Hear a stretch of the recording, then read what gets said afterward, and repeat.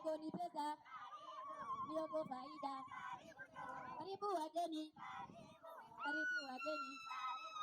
Ndoro ni mbali, kumefika Busi. Okay, welcome all. My name is Boniface Segun. I work with PlantVillage Nuru. I'm happy to be the host of this webinar. We have Simon, who has a very vast experience in agriculture entrepreneurship. He received he has an A-level education from Busia Forward School. Did his community development course at Nairobi Institute of Business Studies, and a bachelor's management degree at Institute of Management, that is KIMS Nairobi. He works with RTI, which focuses on agribusiness, agri-nutrition, women empowerment, such as village savings, loans, financial and marketing linkages. He has been able to empower smallholder farmers. He has dedicated his life to the benefit of smallholder farmers and youth. And then we have David Hughes, who is the Dorothy Hack and G. Lloyd's Hack Chain in Global Food Security at Penn State University, and founder of PlantVillage, along with Dr. Chalal, who is the head of his department in plant pathology at Moi University. He's also the country director of PlantVillage, founder of DT Agro Consultancy. So, having made the introduction, I think, Emon, you can share your screen and we go ahead. Okay, thank you, Boniface. I'm very much grateful to have been being admitted to this meeting. I just want to say thank you, because basically we are looking at how we can empower our local farmers, youth at large. As part of my introduction has been done by Boniface, but I have to introduce myself. My name's Simeon Masiga, and most of my time I have spent at the benefit or at benefiting smallholder farmers, especially women and youth. Currently, I've been working with KREP under RTI.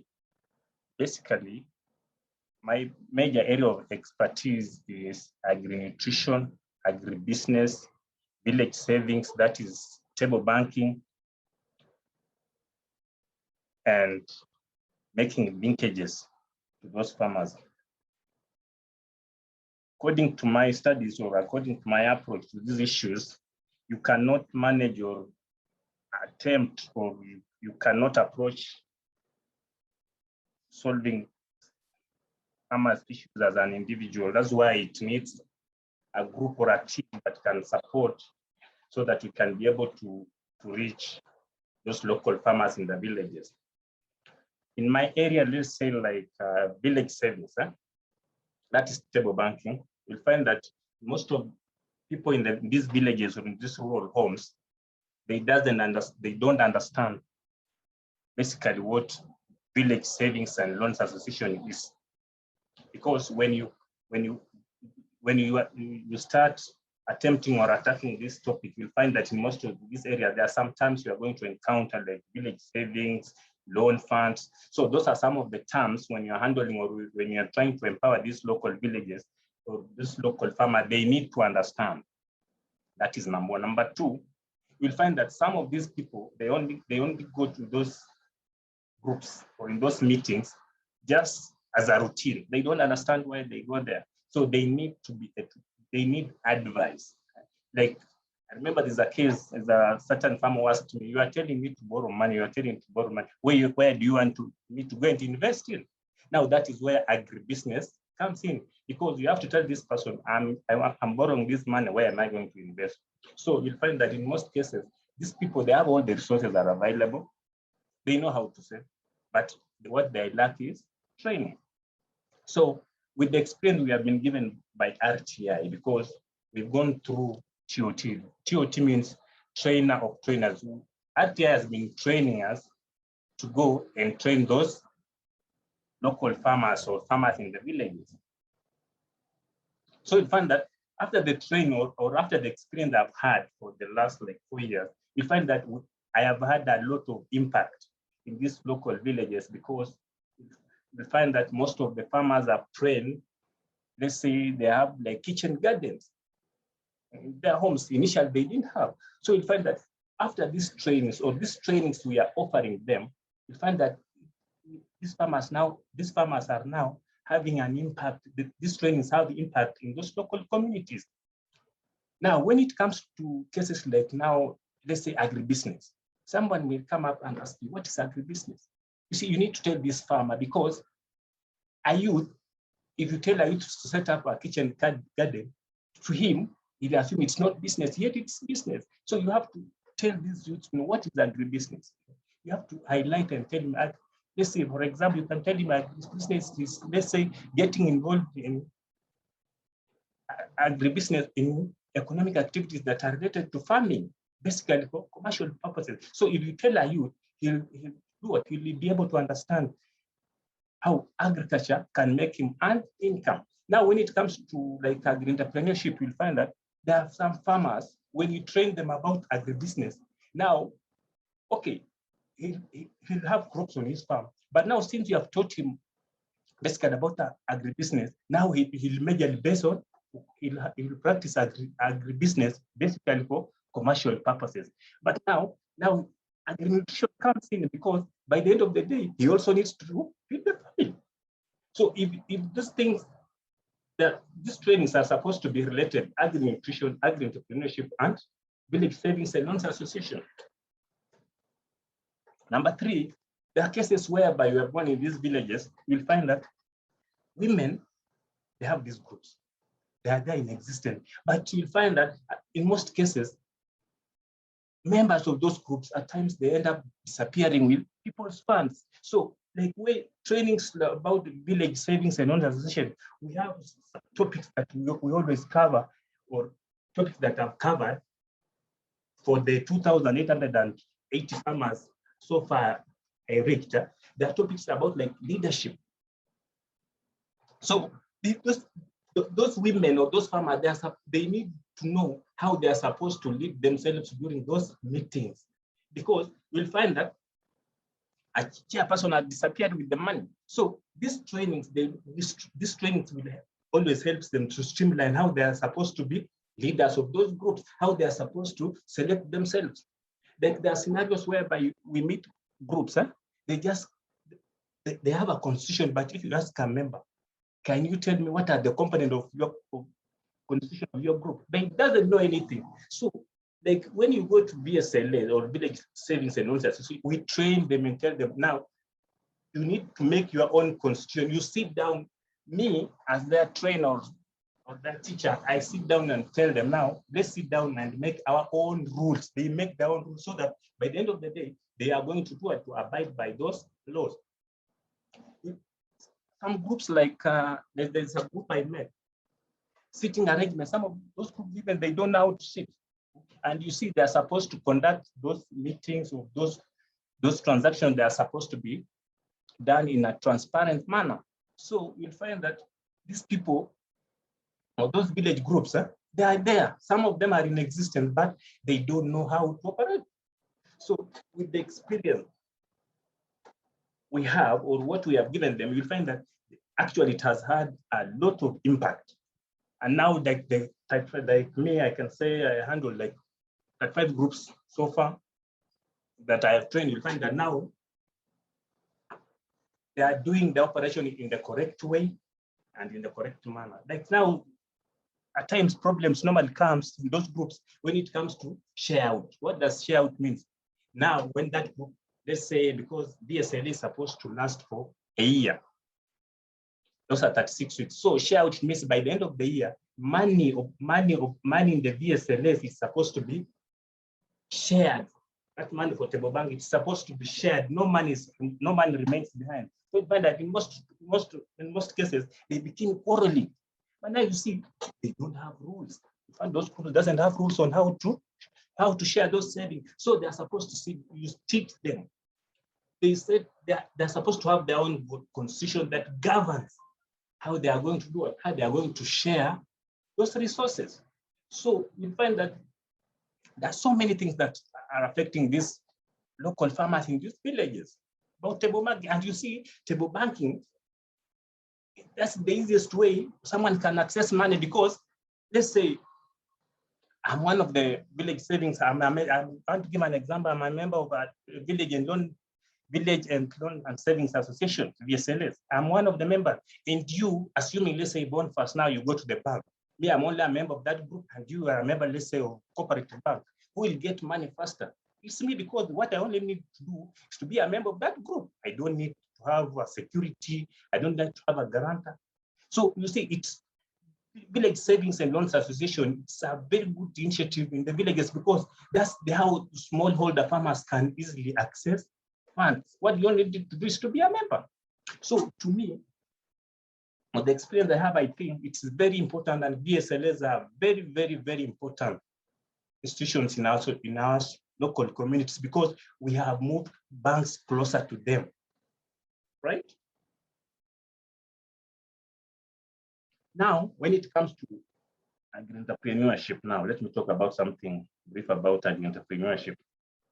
Agri-entrepreneurship, just the way I've given an example, the way I've given my definition, is just simply being or practicing agriculture for commercial purposes. But now you see, there are two terms here, agri and business. So they are integrated. That means you do agriculture for commercial purposes. So you find that some of these farmers, people have opportunities in these villages. Opportunities are there to practice agriculture, because you will find, let's say you meet a youth, the father has like 5 acres, the land is lying idle, he's still looking for white collar job, and yet resources are available. So you'll find that when we train agribusiness to local farmers, when we train to agribusiness to youth, because like with RTI, basically we were looking at the women and youth, because basically we want to empower them. So we find that there's topics we cover in agribusiness that actually imparts knowledge into these smallholder farmers. So you'll find that they say you have to tell youth, because at times when you train them, you have to tell them, can they identify agribusiness opportunities in their villages? You see, people ignore, because you'll find that they say you can go in a market. Like that time we are given, working that year, we were given value chain, let's say like cassava, sweet potatoes, rearing of chicken. So you find that somebody has cassavas, maybe it's in the market selling cassava, the neighbor is selling cassava, the other neighbor is selling cassava, the neighbor is selling cassava. But now you see, when you train about agri-entrepreneurship, you see, you can tell someone to add value or value addition, because now instead of selling cassava, your neighbor is selling cassava, why don't you sell cassava? You see, you have added value, which means you will fetch more prices.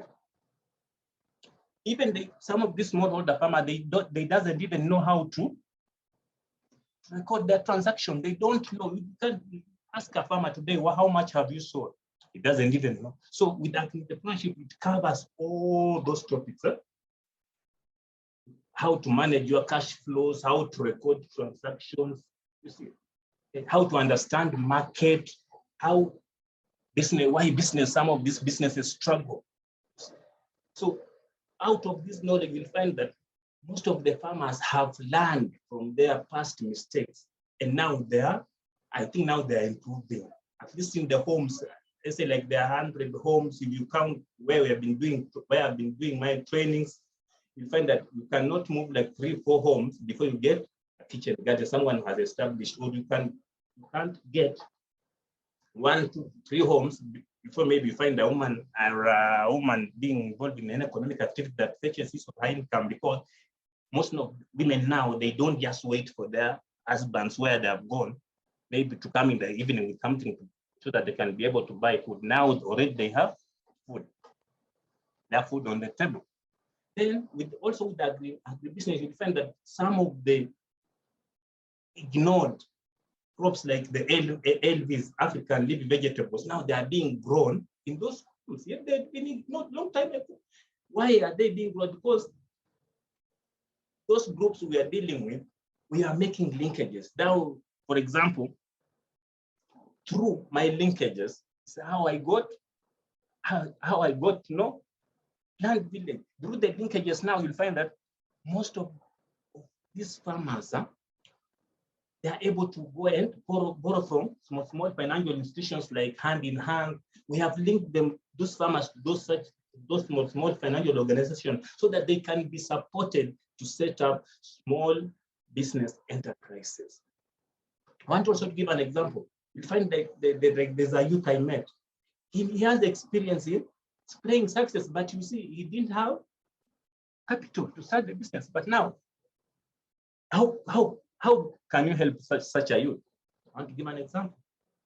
I went and talked to an agrovet, to an owner of an agrovet, and told him, I have someone who has experience spraying. Why don't you be giving him some of these chemicals on credit so that he can be able, he goes to offer services, then he comes and pays back, of which it worked, and that guy is doing very well.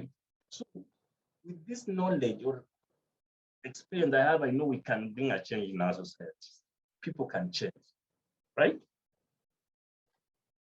So I believe with agri-nutrition, agribusiness, agri-entrepreneurship, table banking, all those needs, we can change our society. Thank you very much.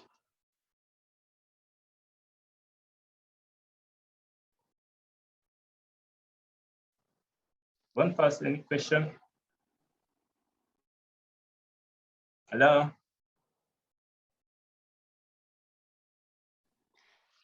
Thank you very much for the presentation. I think, Annalise, you can take on from there. Absolutely. Well, thank you, Simon, for all of that information. And I think now it would be a good time to, of course, ask from the team on their end if they have any questions related to any of the work and experience you've highlighted, as well as what you've just discussed. And so maybe a quick question to start is, from your end and your experience working with Boniface in the field, have you thought about where our strengths are in connecting farmers to this training style? And so I think you have a good amount of background on what PlantVillage does and what our Dream Team members do as well. And so have you thought about how we can incorporate the knowledge and expertise you've shared with training with farmers from your experience of training farmers as well? Yes, I think I have, because one, you see, PlantVillage I met PlantVillage through the linkages we have been given to go. We link farmers to any group that can support farmers. PlantVillage, they were handling crop diseases, right? Mine, I'm an expertise in table banking and agribusiness. Agribusiness is related to PlantVillage in that PlantVillage are handling diseases that are associated with crops. Crops is agriculture, right? And people, these smallholder farmers. Let me begin from table banking. These farmers, when we train them from these groups, we train them on how they can create their own resources, how they can strengthen these groups, how they can how they can be empowered economically through this saving. Now, these people, these farmers, we encourage them to borrow money in those groups, because what they contribute, the small shares they buy every day, is what they end up borrowing from those groups. Now the question is, after borrowing that money, we encourage them to invest. We encourage these women to go and invest, do something, do a business, so that they don't rely on their husbands to wait for food in the evening. They have to go, at least be active, do something that can make you earn income. Now, this is how it comes in. You are borrowing this money. Where are you going to invest this money? Let's say you have gone and borrowed, let's say you have borrowed $3 from village saving or from table banking. Where are you going to take this money? We are training you agribusiness. Why don't you go and buy seeds for sukuma wiki? Go and plant this sukuma wiki. When the sukuma wiki has grown, why don't you say this sukuma wiki will keep earning you at least some income on a daily basis, 20 shillings, 100 shillings on a daily basis. This sukuma will have also challenges. How?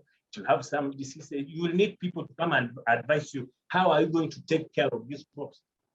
At the same time, from money borrowed from these savings or table banking, this money can be used to buy or to take care of the crops that are being done as a business, right? Correct? Yes. So you'll find that the three are related in that money can be borrowed from a saving group to go and take care of the crops. Money can be borrowed from this group to go and buy chicken and a farmer will rear, which means we are looking at how can we empower these women in these local communities? How can we empower these youth so that they will do away with being dependent ratio. We want this dependent ratio to go down. We want to improve their lives, right? We want to change their living standards of these women in these villages. So you find that when they borrow, they invest in agribusiness. Agribusiness has challenges, which also need some income or some resources to cater for them. So that's how I think how this can be related. Thank you for that. That was really helpful to understand. As it seems like our role is significantly in just creating that network and that partnership for them to have access to those resources. Franklin, I see you're unmuted. Do you have a question?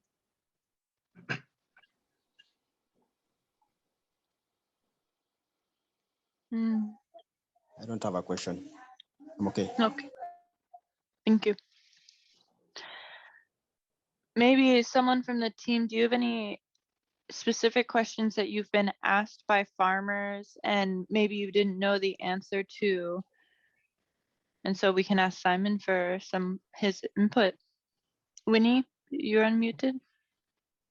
Okay, thank you, Annalise. And my question to the speaker today is, what are the requirements of farmers? What are the things that farmers are required to have so that to join a village savings account? And also, if he has ever trained youths or any youth group available in Busia County? Okay, thank you, Winnie, for your question. Let me begin by answering the first question: how you can join this group. First of all, when you have been sent to go and create a group, we create groups. This village loan and saving association, these are the groups we create. They are not created. So what normally happens before you create this group, you have to visit an area. Number one, after going to that area, the first thing you are supposed to do, you are supposed to meet local leaders. What are the reasons why you are going to meet those local leaders? Because you want them to familiarize with them. You have to tell them, I'm from, let's say I'm from PlantVillage. We are doing ABCD.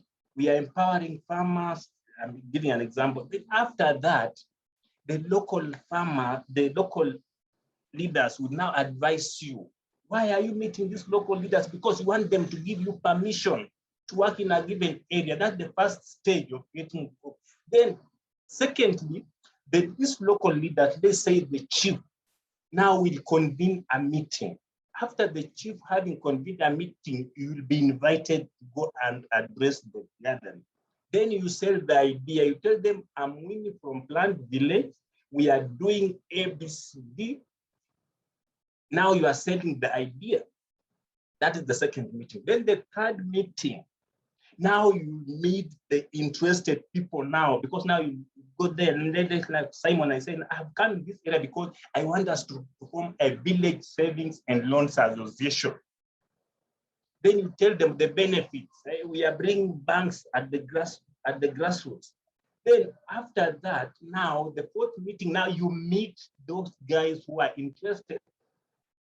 Now, after meeting the people who are interested, now that is the meeting. So now you tell them, now you share ideas. Now you say, we shall be meeting at the chief center. Now you agree, you set up, you make a constitution, all those. So in short, what am I trying to say? What I'm saying is that what you only need to do to join this group, number one, you must, the group, you have to know each other, because you cannot tell me, you cannot go and pick someone from Nairobi and bring him in Busia to be a member of Village and Savings Loans Association in Busia. No, number one, what you only need to have is, you must be familiar to each other. You must know each other, because in case something happens, one can be able to trace the other. Number two, you have to know the economic background. This person wants to join our group. Our share is going to be 100 shillings. Will you be able to afford to buy that share? That is economic background. Number three, you have also to look at the reputation of that person, or the homestead where this person is coming. What is the reputation? Because this person, maybe the reputation might be bad, and yet when he comes to this group, he might be given to be the treasurer. You know? So you also look at the reputation. I think those are the major areas we normally look at. You must also be able to be coming from the nearby, so that you attend all the meetings, because it's also a rule. Because it says if you fail to attend 3 consecutive meetings, you cease to be a member. So I don't think if the requirements really for joining this group are not hard. I think those are the major ones. Huh? Number two, if I've ever trained, I think a youth group in Busia. Yeah, I have trained a group of 60 youth. That is, the group is called Evolver. It's found at Lupe. I've trained 60 youth. Huh? It's a CBO. I've trained them, and if you go there, they have established, they have a demo plot, they have LVs, they have fruits, they have passion fruits, they have purpose, they have reared chicken, some of them even, I think they have a big farm. I think one of these fine days I can make arrangements, then you get to there so that you can visit them. I met a linkage with by Vision African Trust. I took there a guy, a friend of mine, who trained them, and they are really doing well. Right? Thank you, Winnie. Thank you, too. Okay.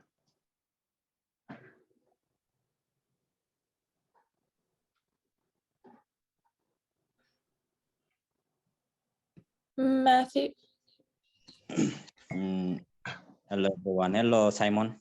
Yes. Thank you for the work you've been doing to smallholder farmers, but the testimonies of farmers are visited. Yes. My question is, what has been the best entrepreneurship to venture in as per your experience on the ground by the farmers? Yes. Okay. Yeah, when we have been doing with the RTI, we are given value chain. Huh? The value chain we are given, we've done with cassavas. That is cassava, dairy, fodder, and this. But the best, like now, the best venture I can say in Busia County is cassavas. That is the best venture about most farmers have invested in, and they have done it. They have done tremendously. I should be like, can say it's just like It should be the cash crop because that is the type of, I think, food most people eat from that. And so I think cassava has done well. And in fact, I met a linkage at Busibwabo. We are going to establish their drying machine. I think it's going to be set up by Chuka University.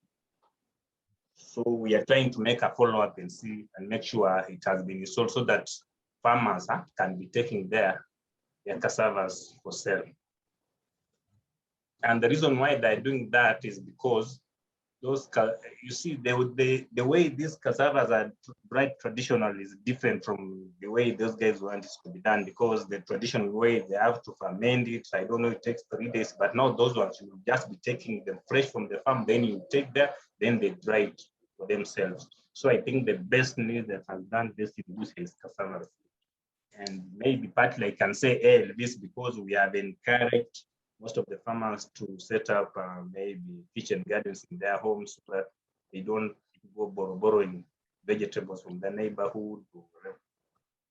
Because there is a scenario whereby the mama who left his home and went to a neighboring home to borrow, I don't know, was it Maranans or something of the kind, then the problem rose there, she was arrested. Now you see, when you have your own kitchen garden, it avoids such kind of cases. But the most interesting in the crop that has done well in my expertise is cassava. Right?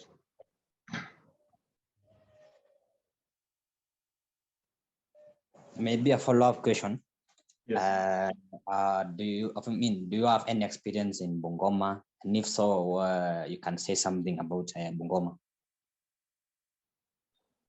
Bungoma basically we were in Bungoma. I was there, but I was in bananas. Partly then I came back to Busia. I was there for 6 months, then I came back, but now within Bungoma I was promoting bananas because it was part of the RTI's value chain.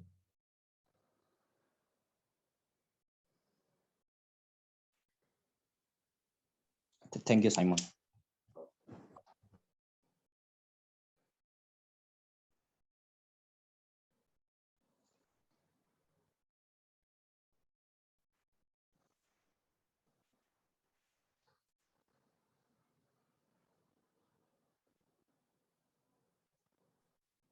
Okay, Simon, I have a question. Yes. In terms of financial breakdowns, that is inputs versus output or returns per crop. Sorry? How does new crops entering the market Yes. affect a farmer's willingness to grow the crop? Sorry? Yeah, I am saying, yes, considering financial breakdowns, that is inputs versus output. How does new crops entering the market affect a farmer's willingness to grow the crop? How it affects her? When a new crop. How? Sorry. Repeat your question. Go ahead. Sorry? I mean, yes. In light yes. or using financial breakdowns. Yes. Yeah, how does new crops entering the market affect a farmer's willingness to grow them? You see, since we have seen so many farmers are planting click cassava, what can we expect to happen in the market because of it, and how can we persuade farmers to plant drought-resilient crops? Different crops. You see, when you are producing a product, let's say you are producing maize, right? You want to introduce maize product in the market. You see, you have to look at the cost of production. What are the costs? Because cost is going to guide you on how you're going to set the price. But remember, there are also substitutes, because when your maize when you bring a new product, let's say you are bringing maize in the market and it's going to be expensive, and yet there is a substitute. You are bringing, let's say, maize in the Busia account, you are beginning to sell. But you see, what does maize provide? Starch. Cassavas, when you eat, you get starch. So when you are producing when you come up with a new product, you have to look at the cost. How can you cut down the cost because it's going to fight another product which is already in the market. So you find that the cost is related with the price of which you are going to set, and at the same time, there's also a product that is already in the market serving the same purpose. So I think that's how it's related. You understood?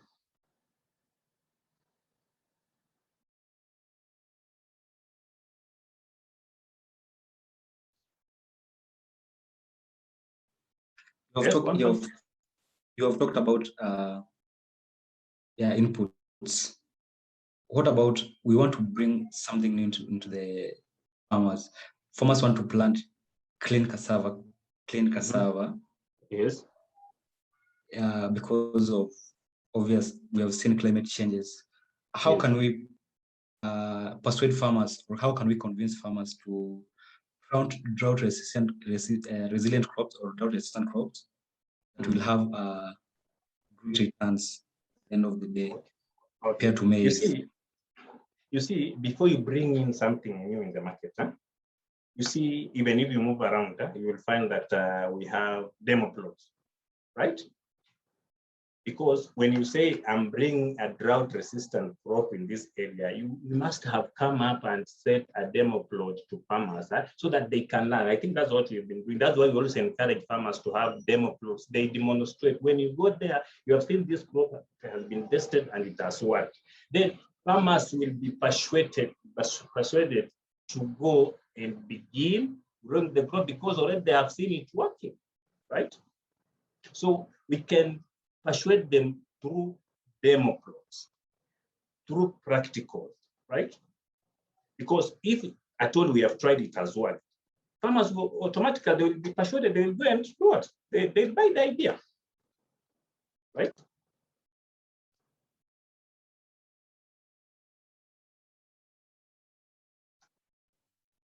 Thank you for that. Okay.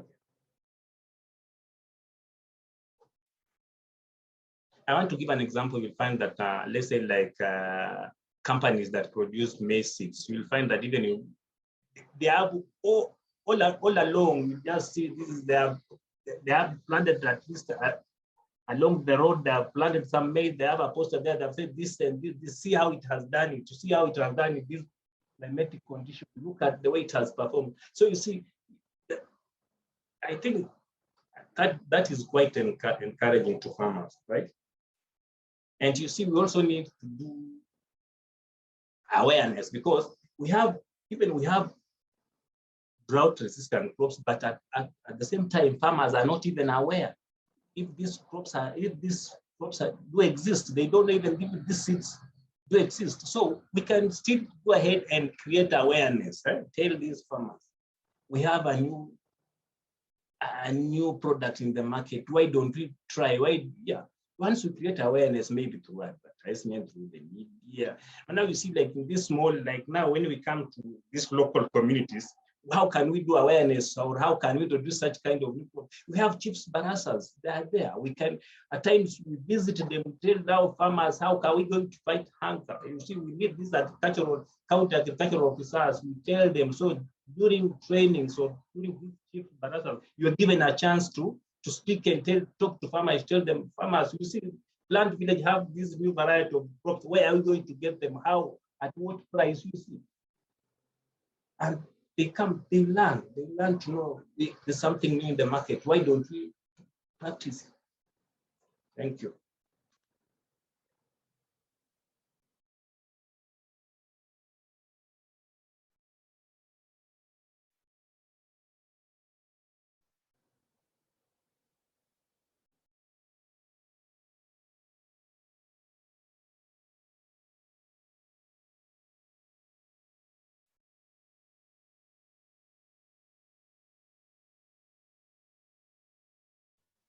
I think, Mr. Simon, there is a question that David has asked.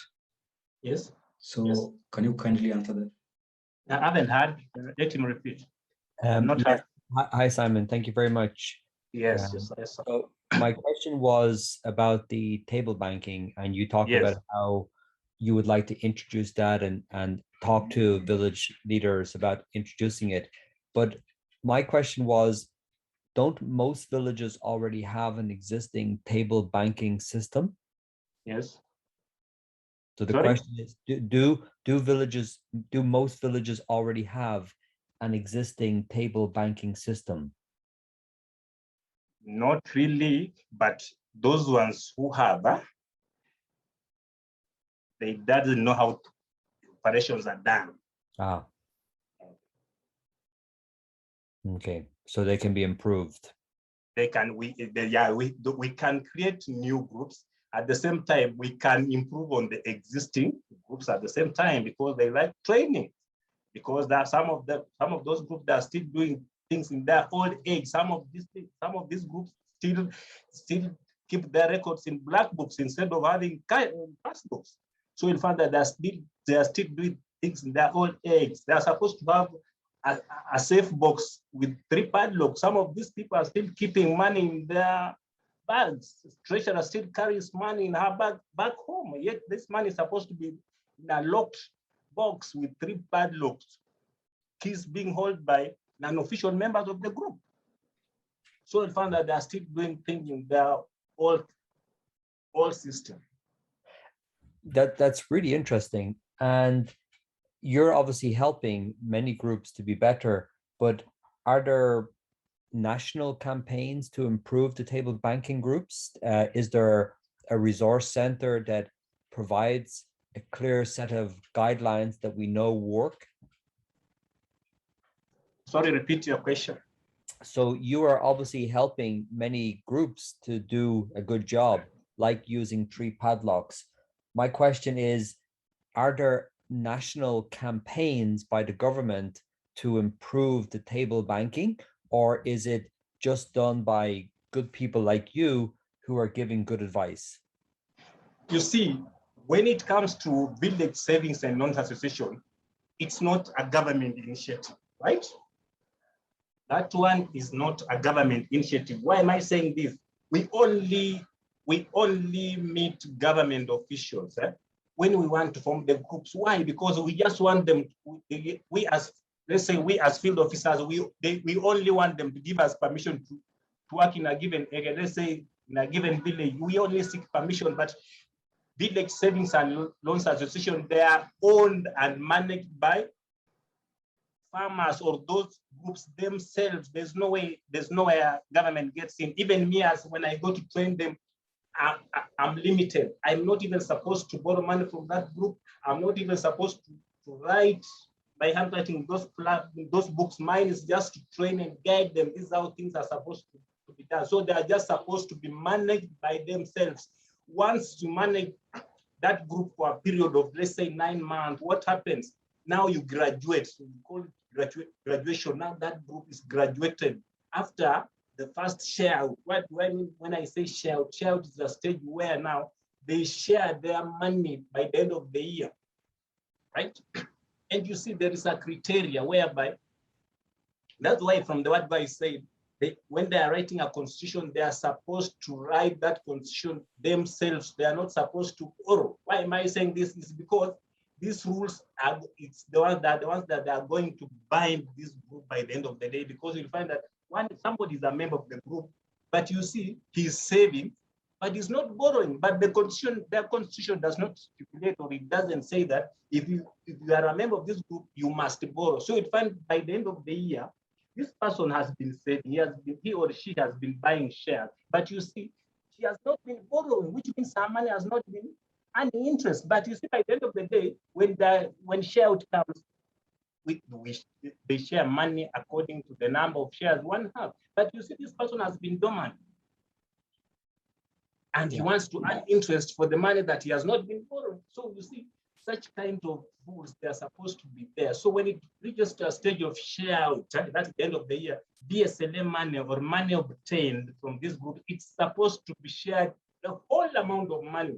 Why? Because when a new year begins, when they begin a new season, some members are going to remain in the group, others are going to leave. That's why we always encourage them to do what? To share this money. So once it reaches at that stage, we call that stage graduation now, that group can now do operation on its own. Why? Because I will have trained someone we call a village agent. Village agent is a person now who volunteers or who can be paid now by the group themselves to advise when issues arise. And this village agent can still now continue creating more groups on my behalf. So because now that year it has gone. So when more VSLs are now being created in that village, it means now we have achieved. Like a case, we are being given a case in Zanzibar. In 2002, they only had 43 groups. After 5 years, they had 245 village savings and loans association. You see, such kind of village will have empowered them. So, in short, what I'm trying to say, village savings and loans association groups, they are not government owned. They are owned by individual members of the family. Not individual members of the family, they are owned by members of the community or members of the group, right?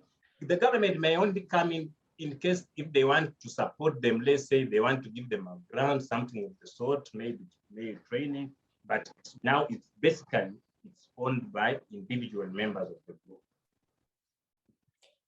Thank you. That was extremely interesting. If I'm a member of a group and I borrow money, typically how much interest do I pay on what I borrow? Right, that's a good question. Now, that's why now that one again comes back to the constitution, because we are saying with the Village Savings and Loans Association, we are trying to bring banks to the grassroots, banks to the village local communities, because let's say, David, you are a member of such and such a bank. Me, I'm a member of a group. Who will get money first when he wants to borrow money? It's me, because what I only need is to be a member of that group.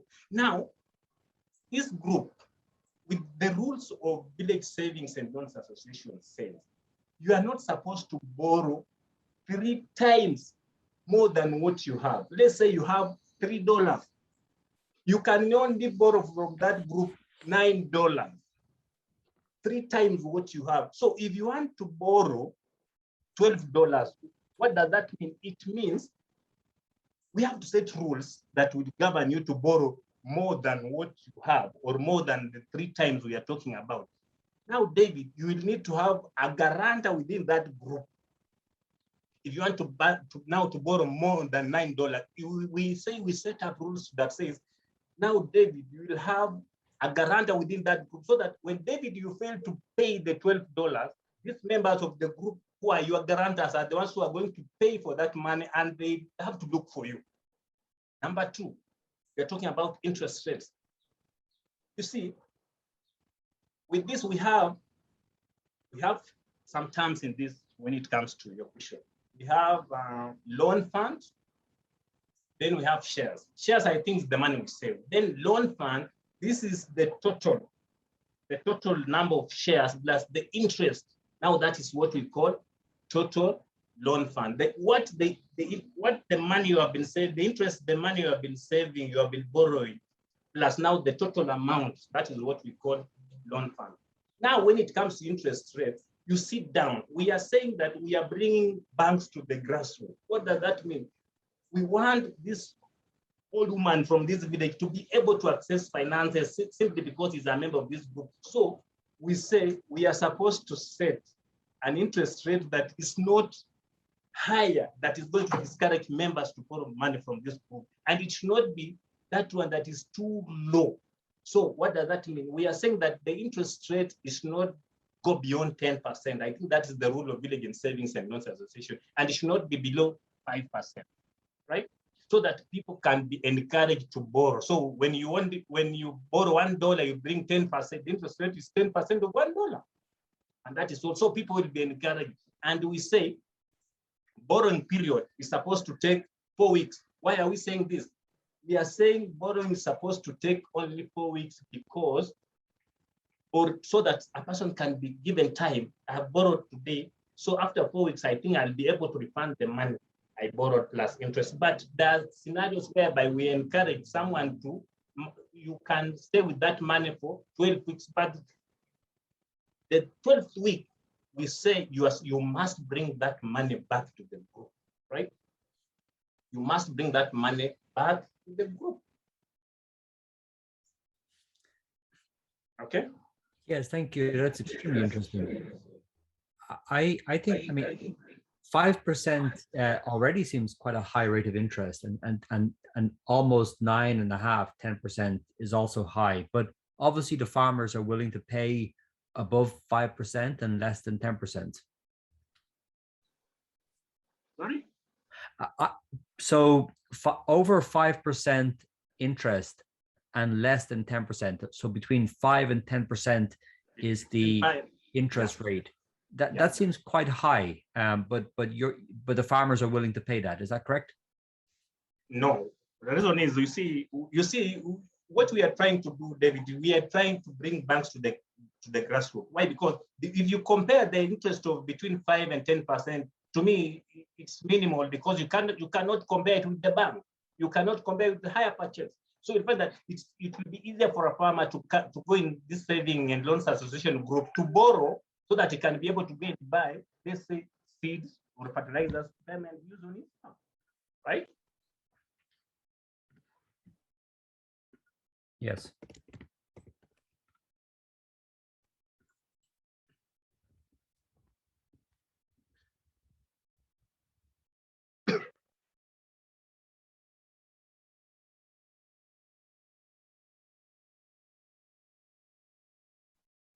Does anyone else have any question? You're free to ask.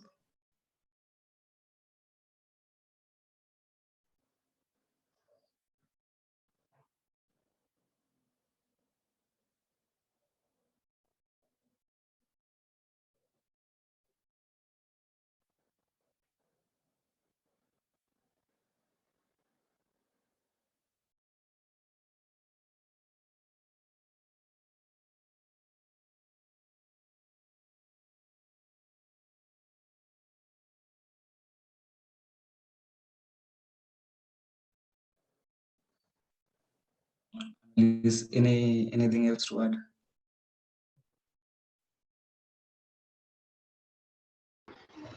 Maybe one question, Boniface. I just want to ask Simon about how do you advise somebody who want to venture into kale and tomato production, bearing in mind the market and the cost? Sorry, repeat your question. I'm just asking, how do you advise somebody who want to venture into kale production and tomato production, bearing in mind the costs and the market? Okay. He wants to venture into tomatoes and kales. Yes. Kindly repeat your question. Okay, my question is, yes, how do you advise somebody who want to venture into kale production and tomato production, bearing in mind market and maybe the cost of production? Okay, cost of production. Now, before you start any business, let's say now, like before you start any business, first of all, it is very important to consider you have to do research, right? Why are you doing research? You are doing research because some people have begun and have failed. But that doesn't mean that you cannot be a business person, because there are some theories that comes across that says that they say if someone comes and asks a question or imposes a question to you and asks, there's people who have gone to school, make good business people, what will you answer? Yes or no? Someone will come and ask you, is a business person born or made? What will you answer? So there are some theories that come in. So when you want to venture in, like, let's say you have talked about tomatoes and kales. First of all, there are some consideration you have to put. There are some things you are supposed to put into place. You are supposed, number one, you have to know. You have to do research. I want to plant kales. What about kales? What about kales? You have to do research. Find out what are the requirements. What am I supposed to do? Number two, you're also supposed to look at the input. What do you require? Do I require a machine? Do I require what amount of capital do I need? Right? Number three, remember,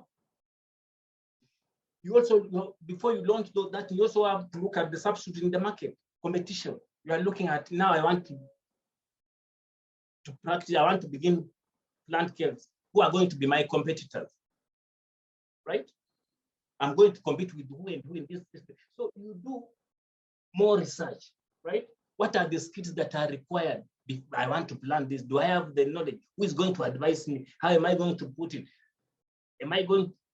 Which farm am I going to consult? Where am I going to do the input? So you are supposed to, there are so many things you are supposed to look into. What are the capital? Yeah? You need land, right?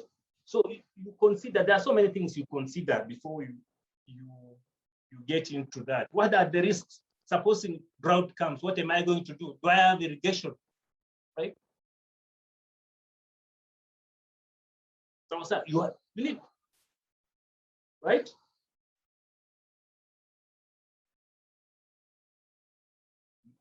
Yes. Yes.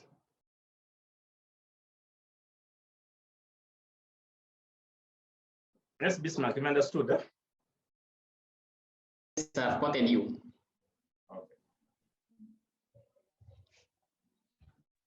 I have another question, Simon. Yes. Yes.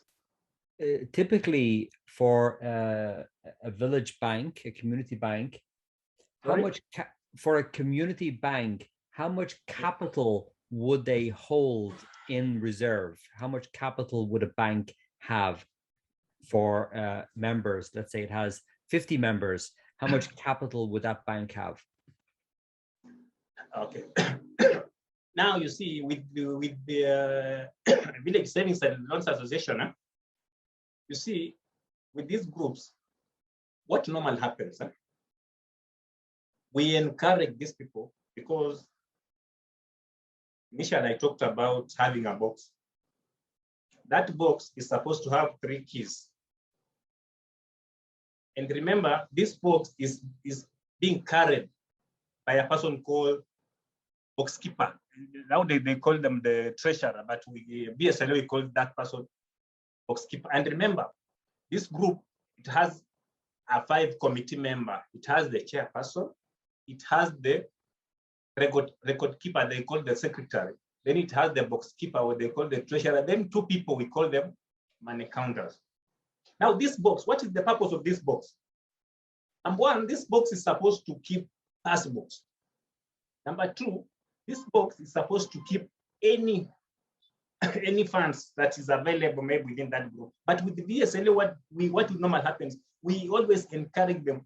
Let's say today they have come in a group. Let's say last week, the last meeting, maybe people borrowed, let's say $1,000. Now, when they are meeting during the, after 4 weeks, these people are returning this money back to the group with the interest now. Now it was, let's say $1,000, now it is $1,200. What normally happens with BSLS or Village Savings and Loans Association, we always encourage this money again to be borrowed.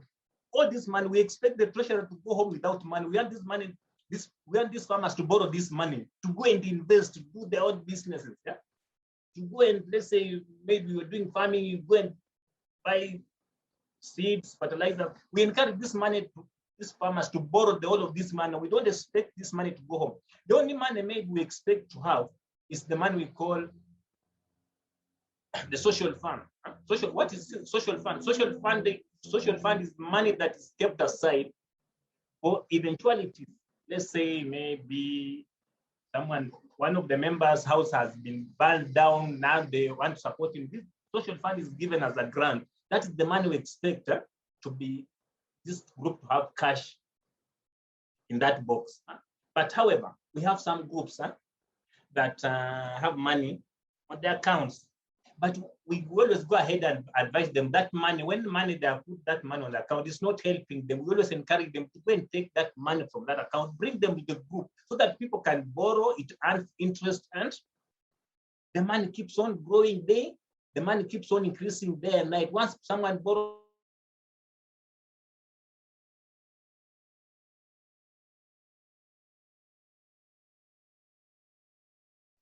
Thank you, Simon.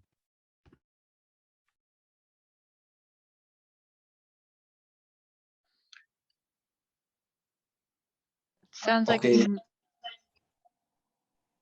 might have had a network issue.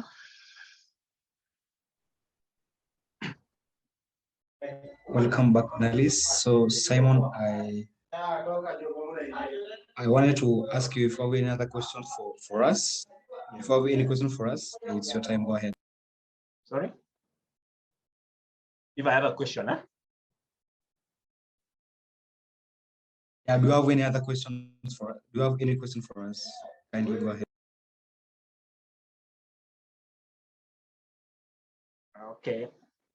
Okay, Mia, basically it's not a question, but just a matter of appreciation for having admitted to this meeting. I really appreciate, and I feel quite encouraged when we reach these smallholder farmers in our rural villages and basically trying to empower them economically. I think I feel good. So unless I get more advice from your end about, let's say, the next meeting or the next step concerning our discussions.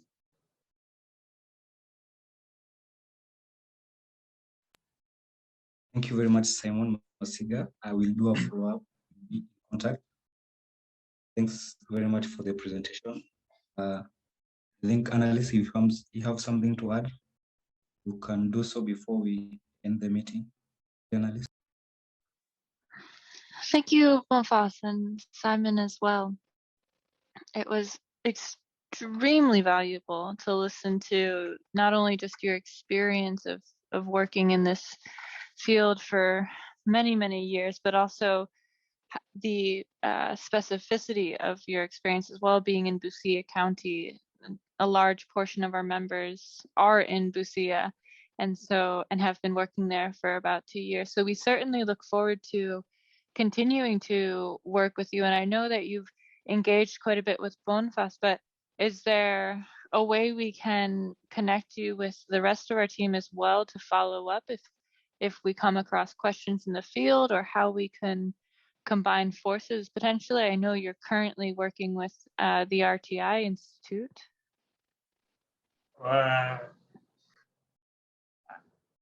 With the RTI, yeah,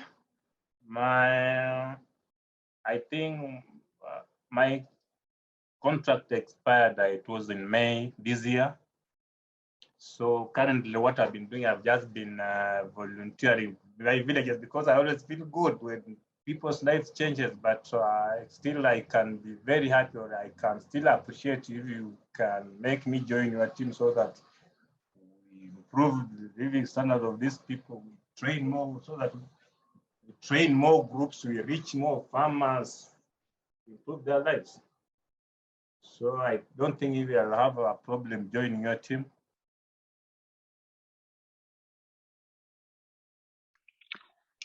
I certainly think that would be very helpful. And I think, unfortunately, our country director, John Talal, was unable to be here due to a faculty meeting.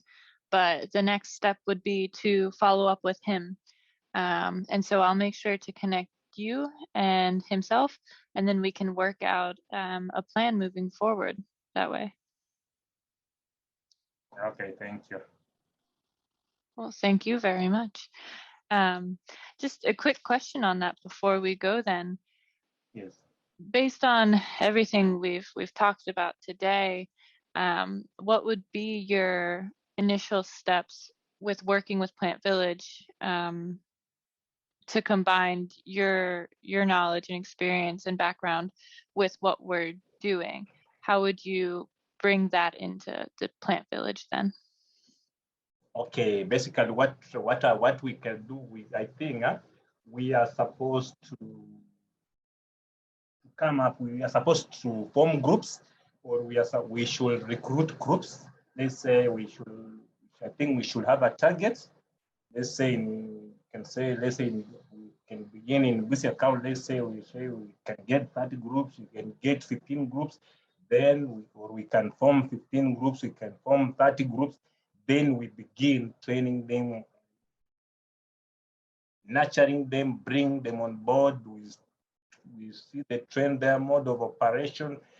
Once they pick up, we move in a given region again, recruit groups. We give, let's say, we can say in this account, we are doing 30 groups for 6 months. We are doing 15 groups for 6 months. Then we move in a given, we can even say in sub-count, we are doing 15 in a sub-count, we move in another sub-country, so that once they understand how to operate these groups, how they can do their own operation in the right way, in the right manner, we build them, they graduate. With the end of the year, they share their resources. They will have understood what they're doing. Then we move in a given region again, we do like that. I think we can have an impact, because these people have ideas. But how do they do this? How do they implement these ideas? We have thousands of youth in these villages. They need these trainings. They lack this training. But now you see, when we get youth groups, we train them how they are supposed to do. We train them. First of all, we can begin with table banking. They should know how to save, so that from this savings, they can be able to go and invest in agribusiness, right? I think that is the most important, because basically what we shall be looking is capacity strengthening of this village savings and loans association. Some of them are there, they're existing, but how can you strengthen them? They lack this knowledge, right? Like there's a scenario whereby someone just decides, the chairperson decides to switch off the phone because he has disappeared with the money. But you see, through these trainings, we find that we will have done away with such kind of misbehaviors, because rules will be there. They know how to operate themselves, because before they elect this leader, let's say we have gone up in a place, we have formed a group. That group cannot elect leaders before you train them on a topic called leadership and elections, because we have qualities of a treasurer, box keeper, we have qualities of a chairperson, we have qualities of money counters. But now you find that these groups in this local village, someone just picks up a treasurer because he's a relative, he's an aunt, and he's a member of the group. And you see, VSLA rule says that in each group, a group is not supposed to have more than one family member. If it has more than family members, then it will become a family organization. We only encourage that each group should have only one family member. So you find that these people, they just, because of lack of knowledge, is that why some of these groups, they have begun them and they have failed, right?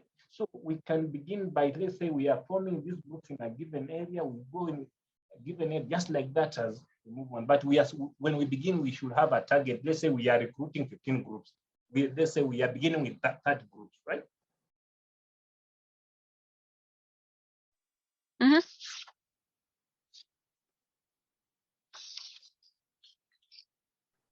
Great, thank you.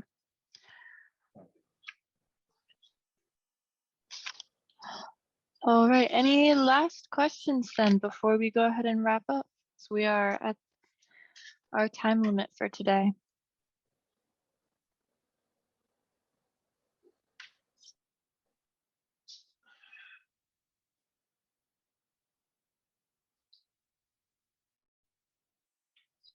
All right.